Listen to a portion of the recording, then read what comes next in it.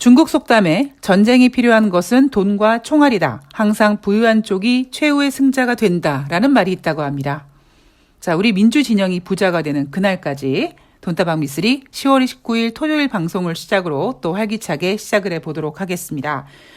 새벽에 공지해 드린 대로 오늘 원래는 라이브를 하기로 했는데 이래저래 시간이 좀 안 맞을 것 같습니다. 그래서 오늘은 어쩔 수 없이 그냥 예전에 하던 대로 10월 28일 금요일 뉴욕 증시 마감 현황을 그냥 오디오로 올려드리고 내일 라이브로 진행을 하겠습니다.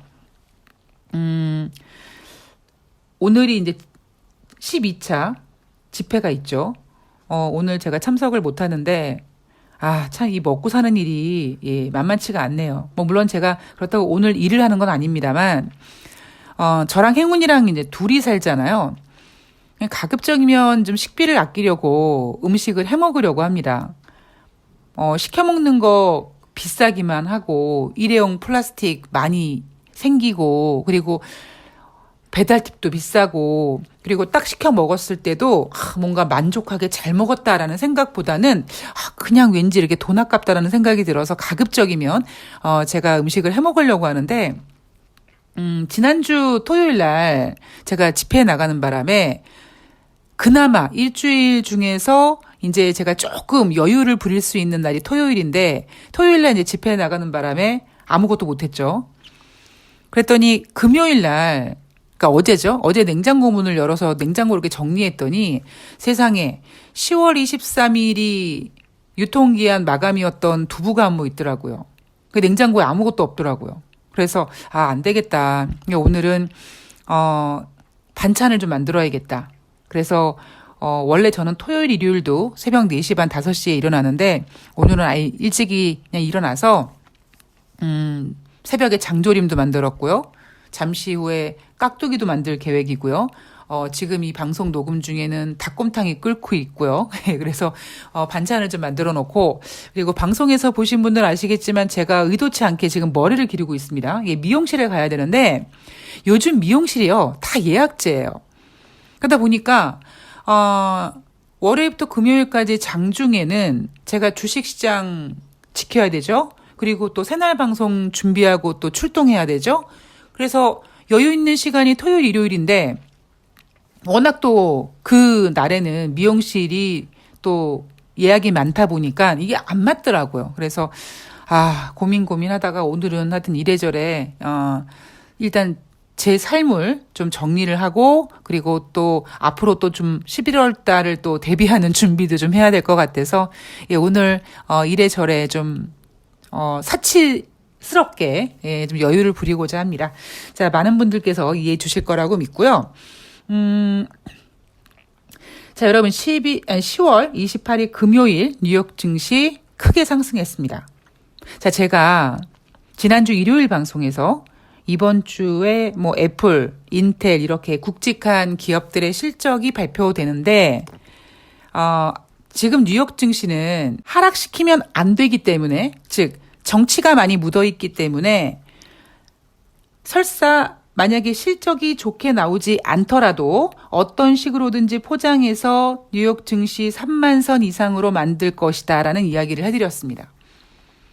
예를 들면 매출액이 증가했는데 순이익이 감소했어요. 이런 실적을 발표했을 때 감소한 순이익보다는 증가된 매출에 포커스를 맞춰서 혹은 다음 분기 어떤 기대감을 물씬 풍기게 만들어서 지수를 떠받치게 만드는 그런 분위기가 될 거다라고 얘기를 해드렸는데 아니나 다를까 지금 미국의 주식시장은 그런 식으로 움직이고 있습니다. 10월 28일 금요일 뉴욕 증시 다우지수가 2.59, 32,861포인트입니다. 얘네들 33,000선 보낼 것 같죠? 분위기가 그렇습니다. S&P 500은 2.46%, 나스닥이 2.87% 상승했습니다. 자, 여러분, 지난주 금요일, 그러니까 10월 21일 날 뉴욕 증시가 상승했고요. 24일 날 상승했고요. 25일 날 상승했습니다. 그리고 26일 날, 27일 날 3대 지수가 마이너스가 아니라 혼조세를 보이면서 그리고 뉴욕 증시를 대표하는 다우 지수를 플러스로 만들면서 일명 이틀 동안 혼조세의 아름다운 조정을 거친 다음에 금요일 주린이 분들이 모두 걱정했을 10월 28일 금요일 뉴욕 증시를 다시 위로 올려놨습니다. 버라이어티하죠. 사실 제가 지금 이벤트를 진행하고 있는데 이벤트 진행하시는 분들한테 좀 죄송한 마음이 있습니다. 이게 왜냐하면 사실 이렇게 좀 시황도 좀 이렇게 카톡으로 좀 이렇게 보내주고 하면 좋은데 참 그냥 우리 종목에만 집중합시다. 뭐 이런 생각도 있고 그리고 이게 또 막 설명하다 보면 주저리 길어져가지고 제가 시황에 대한 이야기를 안 해드립니다. 물론 그분들은 이제 방송을 들으시겠죠. 그래서 그분들이 방송을 들어주시겠지 하는 마음으로 그냥 제가 이제 종목에 대한 이벤트만 진행하고 있는데 여러분 10월 28일 금요일 주식시장 굉장히 무서웠죠. 그러니까 우리나라 주식시장 이제 물론 금요일이라는 부분도 있고 뭐 장중에 마이너스였다가 다시 플러스로 갔다가 다시 마이너스로 가는데 오후장으로 접어들면 접어들수록 마이너스 하락폭이 커지고 막 불안불안했습니다. 근데 제가 이벤트 하시는 분들한테 그냥 한 주 동안 고생 많으셨습니다. 다음 주에 화이팅 해보야 이렇게만 보내드리고 말았거든요. 아마 질문이 있으셨을 텐데 제가 시황에 대해서 왜냐하면 분명히 많은 주린이 분들이 금요일 날 무서우셨을 거라는 걸 제가 알고 있거든요. 근데 만약에 제가 무서움을 느끼면 제가 먼저 얘기를 하겠죠. 아무리 봐도 주식시장 꺾일 것 같습니다. 라고 얘기를 할 텐데 제가 일요일 방송에서 분명히 이번 주 뭐 기업들의 실적이니 뭐니 뭐 어쨌든 뭐 제가 계속 지금 똑같은 얘기를 되풀이하고 있습니다만 중간선거 전까지는 얘네들이 증시를 뺄 생각이 없단 말이에요. 그러니까 뭐 아름다운 조정이요. 그리고 또 저는 10월 28일 금요일 우리나라 증시가 재미있었던 이유가 뭐냐면 요거 증권사들이 11월 달 증시 전망하기 굉장히 어렵겠다라는 생각을 했습니다. 근데 전 되게 재밌었습니다. 왜? 대한민국 주식시장은 늘 말씀드리다시피 허접해요. 심리적으로 굉장히 유리 멘탈입니다. 그래서 뉴욕 증시가 혼조세임에도 불구하고 우리는 크게 빠지고 뉴욕 증시가 상승함에도 불구하고 우리는 크게 가지를 못합니다. 지금 다우지수가요. 32,861포인트인데 이제 얘네들 아마 33,000선 보낼 거란 말이에요. 근데 대한민국 주식시장 지금 2,300포인트를 못 가요. 무서워서. 물론 이제 10월 28일 금요일 뉴욕 증시가 크게 올랐으니까 10월의 마지막 날 10월 31일 월요일 우리나라 주식시장도 이제 2,300포인트 만들기 위해서 노력을 하겠죠. 근데 참 우리나라 주식시장이요. 그렇게 심리적으로 유리가 멘탈입니다. 그 유리가 멘탈인 이유가 뭘까요? 주린이 분들이 아니죠. 더 정확히 말씀드리면 시황을 정확히 보는 전문가들이 없어서 그래요. 그러니까 그렇게 시황을 정확히 보는 전문가들이 있다면 그 전문가들이 주린이들에게 정확한 방향성을 보여주면 주린이들 멘탈이 흔들리지 않거든요. 그래서 그 어느 때보다도 멘탈을 꽉 잡아야 된다라고 말씀을 드렸습니다. 글쎄 여러분들 중에서 금요일날 주식시장을 보고 어떻게 B3가 올라간다 그랬는데 막 지수가 막 빠지고 무섭고 막 그래서 주식을 막 내다 파신 분들이 계시지 않을까 뭐 그런 생각도 해봤습니다. 멘탈 꽉 잡고요. 이제 화이팅 해보시고요. 자, 10월 28일 금요일 뉴욕 증시 왜 상승했을까요? 라는 질문을 여러분께 던지겠습니다.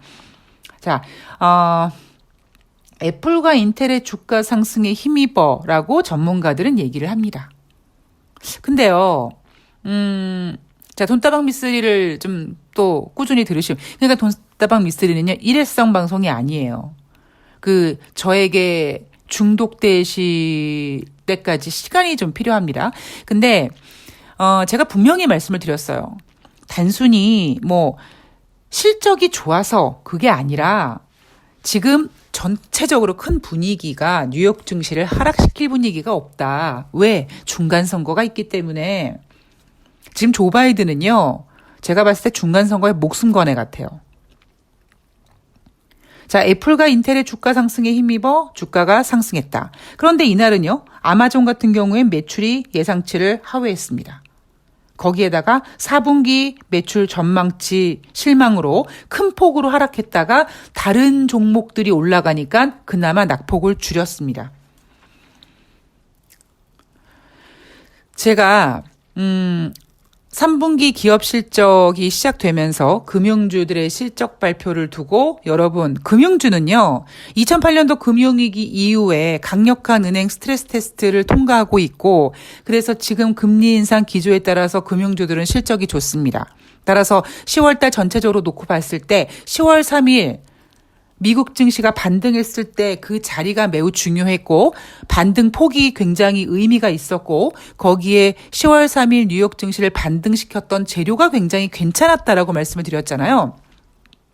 그리고 이제 그 다음에 실적 발표를 시작하면서 실적 발표 가장 첫 번째 그 시동을 걸어주는 금융주들이 실적을 좋게 발표했죠.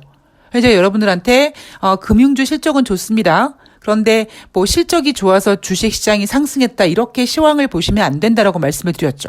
왜냐하면 전문가들은 시황을 정확히 볼 줄을 모르다 보니까 주식시장이 오르면 실적 발표한 기업들 중에 실적이 좋았던 애들에게 이유를 갖다 붙여서 이런 종목이 실적이 좋아서 주가가 올랐습니다라고 발표를 하지만 또 만약에 주식시장이 빠지거나 뭐 주식시장이 뭐 아름다운 조정을 받는다 그랬을 때는 올라간 기업 실적도 있는데 오히려 하락한 기업 실적에 또 초점을 맞춰가지고 전일 같은 경우에는 10월 28일 다우지수 상승하고 S&P 500과 나스닥이 하락했는데 전일에 전문가들이 뭐라고 했습니까? 메타 기업의 주가가 안 좋았다.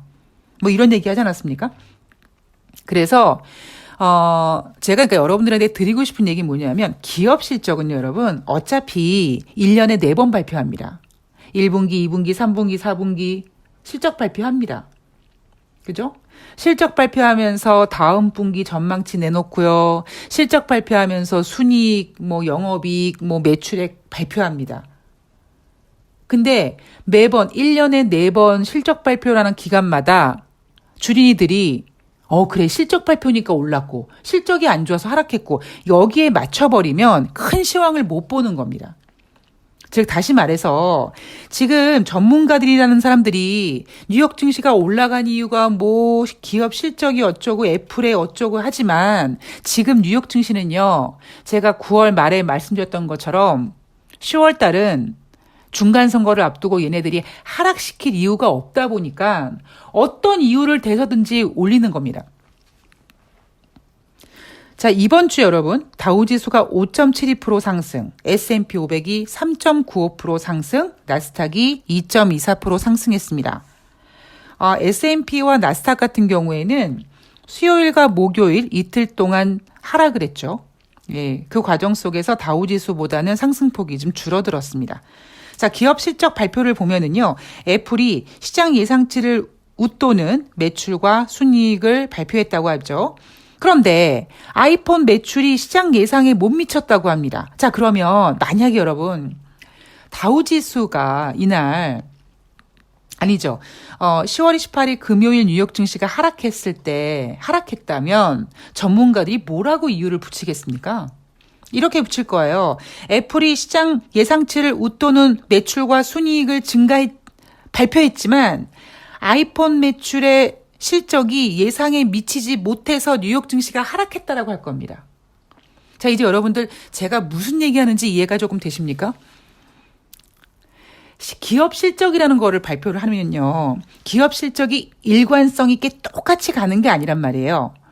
매출액이랑 순이익이랑 영업이익이 다 좋거나 여기에 막 4분기 실적, 뭐 다음 분기 실적, 막 내년 전망이 막 좋거나 이렇게 모든 것이 막 이렇게 한쪽 방향으로만 갈 때도 있긴 있지만 지금은 그런 때가 아니라고요. 지금은 매출액은 증가됐지만 순이익은 감소될 수 있고 순이익은 증가됐지만 4분기 기업 실적이 안 좋을 수도 있고 여러 가지 다변화될 수 있는 요인들이 있단 말이에요.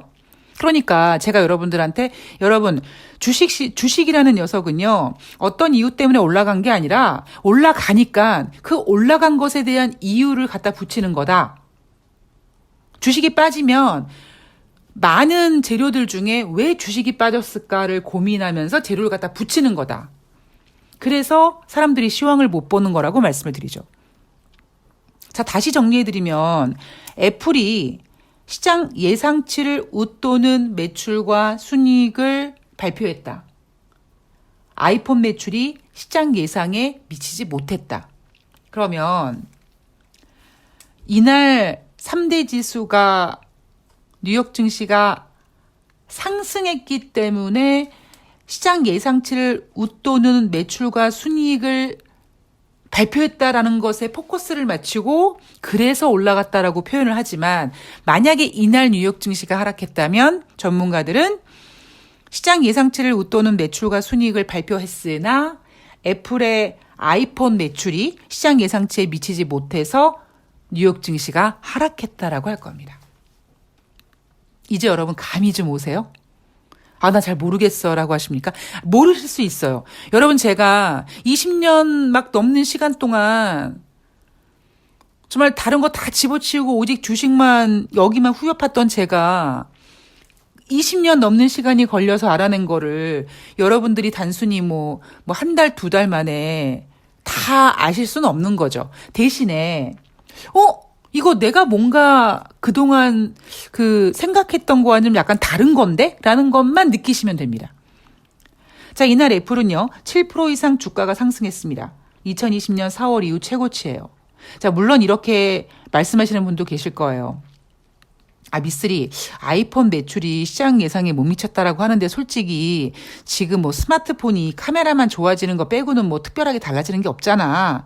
뭐 그러니까 이제 어느 정도 아이폰 매출이 좀 좋지 않을 거라는 것이 미리 주식 시장에 반영이 돼서 그런 거 아닐까라고 생각하시는 분도 계실 수도 있어요.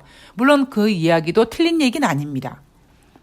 그런데 제가 드리고 싶은 얘기는 지금 애플이라는 주가를 얘기하는 게 아니라 지금 주식시장이 올랐을 때, 주식시장이 내렸을 때 왜 제가 여러분들에게 노트를 구입해서 여러분 이날 주식이 왜 올랐죠? 이날 주식이 왜 내렸죠? 여러분이 찾을 수 있는 모든 방법과 수단을 다 동원해서 한번 찾아보세요라고 하는 숙제를 내드린 이유가 바로 그겁니다. 자, 이날 인텔도 실적을 발표했습니다. 예상치를 웃도는 매출과 순이익, 대규모 비용 절감 계획 발표. 자, 10% 주가 상승했고요. 아마존은 매출이 예상치를 하회했고 4분기 매출 전망치 실적으로 하락했다고 합니다. 지금 제가 여러분 중간선거 전까지 뉴욕 증시를 하락시킬 생각이 없어요라고 말씀드리잖아요. 얘네들 우리 까놓고 얘기해서 전문가들이 내놓고 있는 이 3분기 시장 예상치 있잖아요. 눈높이를 얼마나 낮춰놨겠습니까? 뉴욕 증시 꺼뜨리지 않으려고. 그러니까 이 경제라는 거는요, 주식이라는 건요, 진짜 뭔가 알 수 없는 뭔가 힘이 막 이렇게 작용을 해요. 그게 뭐 예를 들면 대한민국 주식시장 같은 경우에는 뭐 대기업의 그러니까 대주주의 지분이라든가 아니면 또 어떤 특정 종목을 뭐 갖고 있는 슈퍼 개미의 힘이다. 뭐 이렇게 우리가 뭐 그런 사람들을 굉장히 무슨 큰 손이라고 보지만 아니에요. 그냥 그 사람들도요. 그냥 한낱 장기의 말일 뿐입니다. 시장은 굉장한 힘이 작용을 하기 때문에 우리가 이제 그거를 느껴야 돼요. 자, 경제 지표를 보면은요, 9월달 개인 소비 지출 전년 동월 대비, 그러니까 2021년 9월 대비 6.2% 증가, 그리고 8월 대비는 0.3% 증가, 그리고 에너지와 음식료 같은 민감한 부분을 제외한 9월달 개인 소비 지출은 전년 동월 대비 5.1% 증가. 그런데 8월 달에는요, 전년 동월 대비 4.9% 증가했다고 하죠. 그러면 8월에는 4.9% 증가했는데 9월에는 5.1% 증가했습니다. 개인 소비 지출이 증가했어요. 그런데 시장에서 뭐라고 얘기하냐면 8월의 4.9보다는 증가했지만 시장 예상은 5.1을 전망했는데 5.1 나왔으니까 시장 예상치보다는 낮아. 즉 개인 소비 지출을 어떻게 해서든지 좀 낮게 보이게 만들고 싶은 거죠. 왜냐하면 인플레이션 우려를 좀 완화시켜주기 위해서.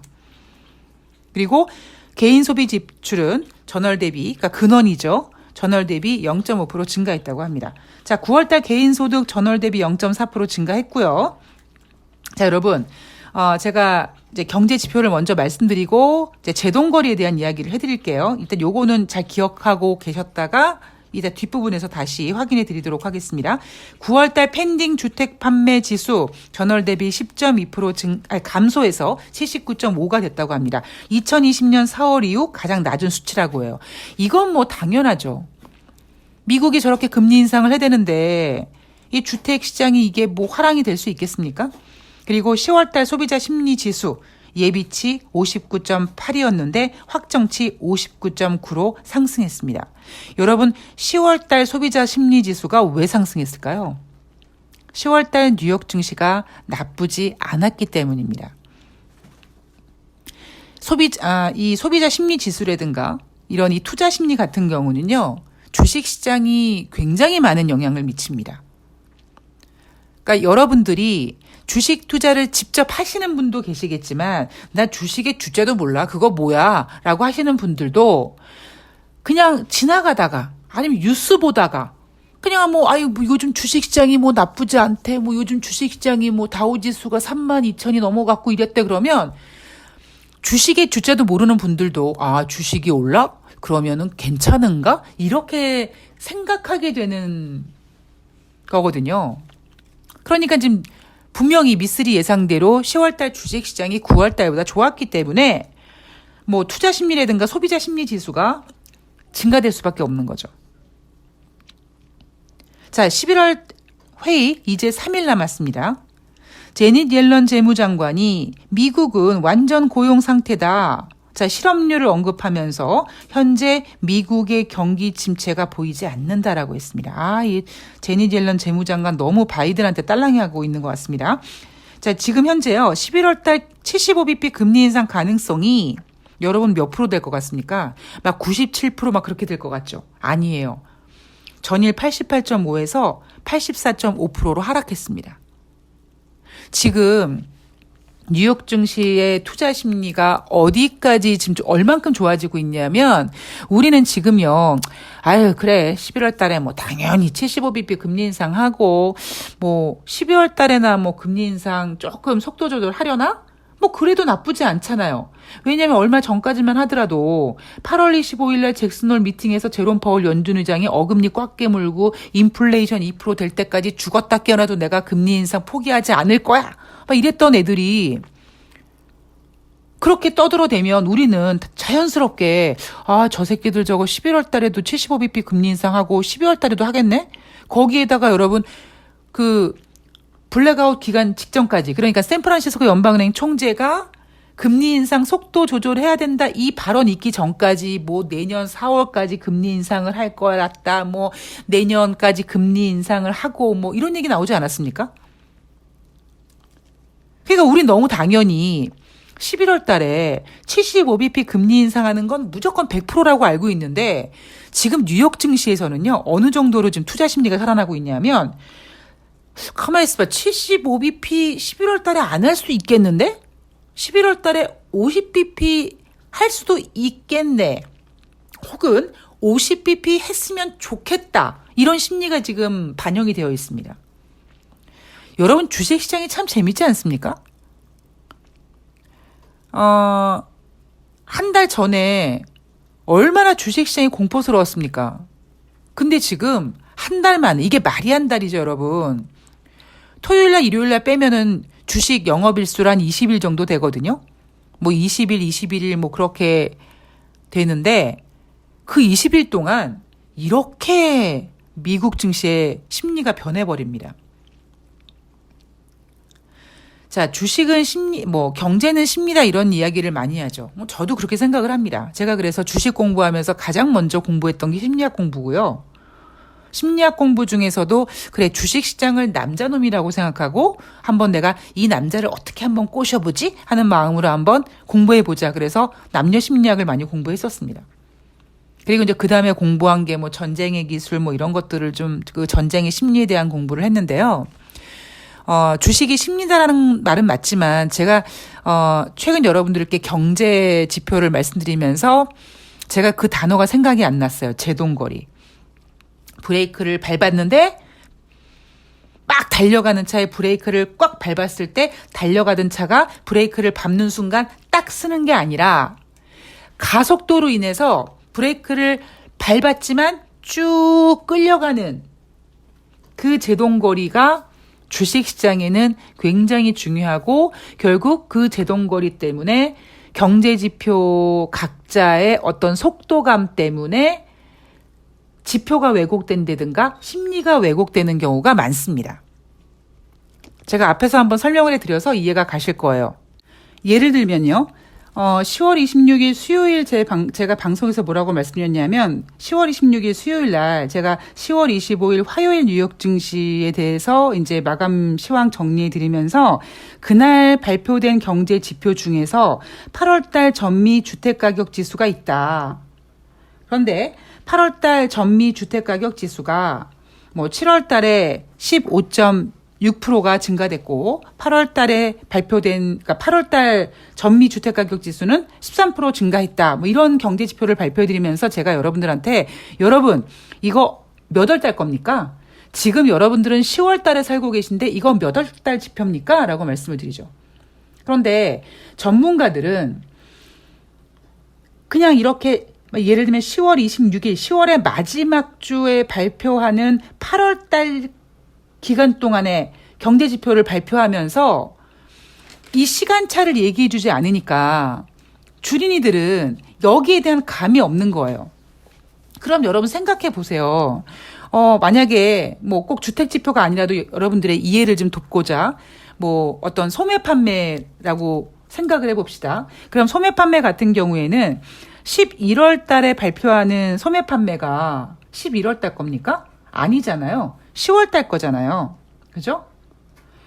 경제 지표를 대부분 한 달 혹은 두 달 정도의 차이 과거 데이터를 갖다 발표를 하게 되는 겁니다. 그러면 소매 판매 같은 경우에는 만약에 11월 중순에 발표된다 그랬을 때 소매 판매가 10월 달에 증가했다. 이런 발표가 나오면 우리는 생각을 한번 해봐야 되는 거예요. 가만히 있어봐. 11월 달에 발표하는 10월 달 소매 판매는 어떻게 될까?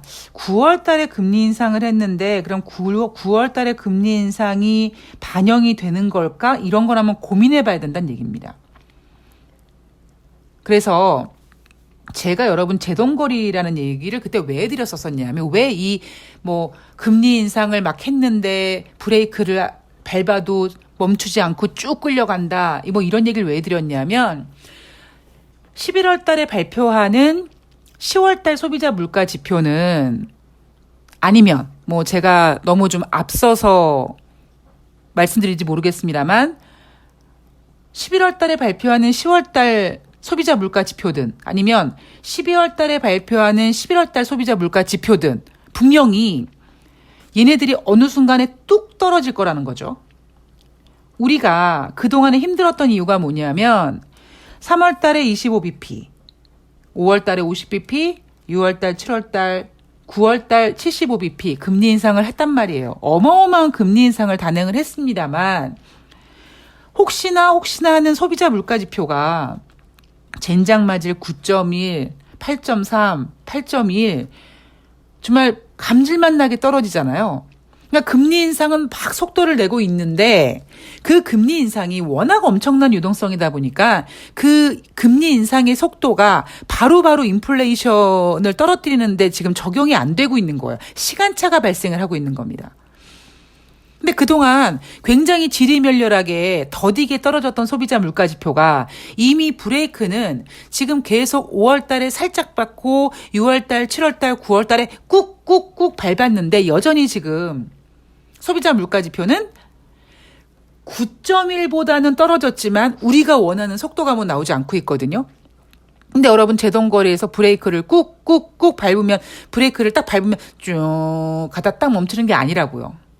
속도를 줄이면서 어느 순간에 브레이크 효과가 나타나서 딱 쓰는 거 아니겠습니까? 소비자 물가 지표가 그렇게 될 거라고요. 저는 제가 이제 내일 방송에서 말씀을 드릴 텐데 제가 10월 달에 발표하는 9월 달 소비자 물가 지표를 미쓰리는 조심스럽게 앞자리가 8자리가 안 될 것 같다. 그러니까 7점 몇 프로가 되지 않을까. 약간 그렇게 약간 제동거래를 짧게 본 거죠. 그런데 예상보다 역시 더뎠어요. 근데 저는 계속 제동거래를 머릿속에 생각하고 있습니다. 자, 그렇다면 제가 11월 달 증시 전망 굉장히 재밌을 거라고 말씀드렸잖아요. 일단 지금 상승하는 거는 중간선거에 대한 색깔이 많이 묻어 있습니다. 이 중간선거 색깔이 많이 묻어 있는 데다가 제니 옐런 재무장관이 미국 경기 침체 신호 보이지 않는다라고 얘기를 했습니다만 이거는 중간선거 때문에 그런 거고요. 슬프게도 지금 미국 경제 지표가요. 경기 침체를 얘기하는 지표들로 돌아선 것들이 많습니다. 단지 얘네들이 인정을 안 할 뿐이에요. 경기 침체라는 이슈에다가 스포트라이트를 비춰버리면 중간선거는 완전히 개박살 나니까 경기 침체가 아니라 어떻게 해서든지 금리 인상 속도를 줄인다는 쪽에다가 지금 스포트라이트를 맞춰보다 보니까 경기 침체처럼 보이지 않는 거라는 거죠. 그래서 11월 달 중간선거, 그러니까 11월 달 금리 인상하고 그다음에 고용지표 발표하고 고용지표가 만약에 나쁘게 나온다. 여러분 까놓고 얘기해서 아까 제가 그 실적에 대한 이야기 해드렸지만요. 고용지표 뭐가 발표됩니까? 노동부에서 발표하는 고용지표, 비농업자 부분, 그다음에 평균 임금 상승률, 그리고 실업률이 발표가 됩니다. 그럼 이 세 가지 중에 어떤 거든지 괜찮게 나온 거 얘기할 거예요.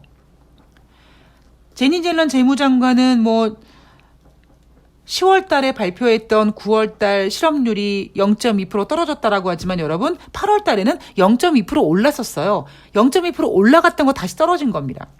그리고 비농업자 고용자 지수는 시장 예상치보다 부진했어요. 근데 어떻게 해서든지 11월 중간선거 전에 고용지표가 발표가 되거든요. 그러면 어떻게 해서든지 얘네들은 11월 달에 발표하는 10월 달 고용지표를 나쁘지 않게 포장을 할 겁니다. 그리고 일단 중간선거를 치르겠죠. 자, 그리고 이제 11월 10일 날 발표하는 소비자 물가지표가 만약에 미쓰리가 약간 시간 차이를 두고 예상했던 것처럼 이번 달에 급격히 감소하는 모습을 보이면 정말 뉴욕 증시는 산타랠리 타령 나올 거예요. 그런데 산타랠리도 좋고 다 좋긴 하지만요. 근데 제가 염려하는 부분은 뭐냐면 지금 뉴욕 증시가 정치가 묻어 있어서 왜곡되어 있는 부분이 있기 때문에 이제 이 왜곡된 부분이 이렇게 이제 좀 제껴지고, 그러니까 막말로 콩깍지가 벗겨지고 시장을 냉정하게 봤을 때 우리 앞에 놓여져 있는 어떤 현실적인 문제들, 금리 인상으로 인해서 발생될 수 있는 여러 가지 문제들, 그리고 거기에다가 물론 주식과 부동산이 스타일이 다르지만 만약에 부동산에 어떤 문제가 발생됐을 때 일단 어느 순간만큼은 주식시장도 영향을 안 받을 수가 없거든요. 그러니까 그런 부분까지 고려를 해야 되기 때문에 제가 여러분들한테 돌다리도 두들겨 봐야 되고 그리고 유리를 걷는 것처럼 조심스럽게 걸어야 된다라고 말씀을 드리고 있습니다. 네, 오늘은 이렇게 좀 정리를 해드리면 아마 이제 이해가 좀 빠르시지 않을까 싶고요. 제가 지금 이벤트를 하고 있는데 이벤트에 대해서 되게 궁금해하시는 분들이 계실 것 같아요. 근데 이벤트가 별거 없어요. 예, 제가 종목을 딱 꽂아놓으면 그날 막 올라가는 것도 아니에요. 지금 물린 분들도 계세요. 근데 제가 해드릴 수 있는 건 뭐냐면 10월 초인가요? 10월 초에 맨 처음에 시작했을 때 매매하신 분들은 아마 아시겠지만 매도한 다음에 그 주가가 빠졌어요. 예. 그러니까 대부분의 개인 투자자들이 뭐 합니까? 개인 투자자들이 왜 망하는 줄 아세요? 주식을 사요. 그러면 일단 올라요. 그래서 주식시장의 격언 중에 조금 주고 많이 뺏어간다는 격언이 있습니다. 근데 주식을 처음 하시는 분이 주식을 사요. 주식이 이익이 나요. 근데 거기서 누가 딱 끊어주지 않으면 더 갈 것 같거든. 고를 외치게 되거든요. 근데 제가 워낙 그렇게 예전에 많이 욕심을 내고 매매를 하다 보니까 안 되니까 제가 이제 딱 정한 방법이 뭐냐면 멘탈적으로 어느 정도 올라왔을 때 딱 매도 해버리는 그 매도를 외치면서 뭐 올라가도 내게 아니에요. 뭐 종목들 널렸어요. 뭐 이렇게 막 세뇌를 시키면서 매매를 합니다. 그리고 또 어떤 분들은 이런 생각도 하실 거예요. 그래도 미쓰리가 시황 잘 보는데 뭐 내가 지금 종목이 좀 물려 있어도 뭐 시황을 보면은 뭐 종목이 뭐가 문제겠습니까? 그죠? 그래서 그러니까 제가 해드릴 수 있는 건요 그겁니다. 뭐 제가 뭐 엄청나게 뭐 사자마자 올라가 그런 게 아니라 그리고 이제 만약에 수익이 난 다음에 얼마나 또 재투자하고 싶으시겠어요. 재투자 금지, 무조건 수익금 빼세요. 예, 이런 거를 아주 그냥 날카롭게 짚어드리는 거죠. 그래서 그거에 이제 몇 번 해보시면 이거 야 내가 증권계좌에서 돈을 빼네 뭐 이런 재미도 있고 그리고 뭐 예를 들면 10월 28일 날 금요일 날 주식시장 분위기 굉장히 안 좋지만 저는 입 다물고 가만히 있죠. 제가 입 다물고 가만히 있다는 얘기는 걱정하지 말라는 얘기거든요. 그리고 어느 정도 올라왔을 때 이 정도면 파십시오라고 딱 잘라질 수 있는 그러니까 제가 해드릴 수 있는 게 그겁니다. 뭐 대단한 건 아니니까 여러분께서 뭐 어마어마한 뭔가 있다고 생각하지 마시고요. 그러니까 제가 이제 할 수 있는 거는 수익금 빼가지고 이제 뭐 맛있는 것도 사드리고 그다음에 뭐 이게 또 티끌 모아 태산이라고 그런 분들이 만나셔가지고 또 진보 방송에다가 10,000원씩만 또 후원해도 어딥니까, 그죠? 예, 그런 것들이 모두 지금은 미비하지만 시간이 지나가면 창대해질 수 있을 거라고 생각을 하죠. 예, 그래서 그렇게 진행을 하는 거니까 여러분들이 뭐 너무 궁금해하시거나 뭐 어마어마한 게 있다고 생각하지 않으셔도 될 것 같습니다. 자, 저는 오늘 이제 나머지 시간에는 열심히 반찬 만들고요. 행운이 산책도 시키고요. 머리도 좀 자를 수 있으면 잘라보고요. 그리고 내일 라이브로 오늘 제가 약간 맛배기로 말씀을 드렸는데 내일은 전문가들이 내놓는 다음 주 증시 전망 자료를 가지고 제가 조금 더 추가적인 내용을 보태서 다음 주 증시 전망 그리고 좀 더 나아가서 11월 달 증시 전망까지 꼼꼼하게 짚어드리도록 하겠습니다. 오늘 편안한 주말 보내시고요. 저는 내일 방송에서 뵐게요. 고맙습니다.